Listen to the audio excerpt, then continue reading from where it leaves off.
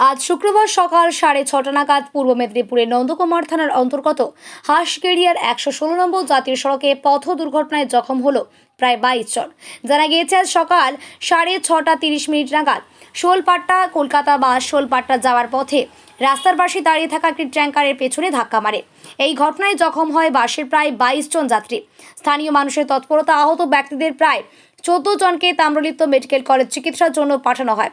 বাকিদের নন্দকুমারের খেজুরবেড়িয়া ব্লক প্রাথমিক স্বাস্থ্য কেন্দ্রে চিকিৎসার জন্য পাঠানো হয়। আহতদের মধ্যে একজনের অবস্থা আশঙ্কাজনক। বাসের আহত যাত্রীরা জানান, বাসটি অতি দ্রুত গতিতে যাচ্ছিল। সামনের একটি বাসকে ওভারটেক করতে গিয়ে রাস্তার পাশে দাঁড়িয়ে থাকা ওই ট্যাঙ্কারের পিছনে ধাক্কা মারে। এই দুর্ঘটনার জেরে বেশ কিছুক্ষণ জাতীয় সড়ক অবরুদ্ধ হয়ে থাকে। এরপর ঘটনাস্থলে আসে নন্দকুমার থানার পুলিশ। পুলিশের তৎপরতায় অবস্থা স্বাভাবিক হয়। হ্যাঁ, এসবিএসটিসি নর্মাল ট্রাভেলার বাস। কি ঘটনা ঘটেছে? গাড়ি এত স্পিডে চলছে, উনি সামনের গাড়িটাকে ওভারটেক করতে গিয়ে ওভারটেক না করতে গিয়ে বাদিকটা পুরো মেরে দিয়েছে।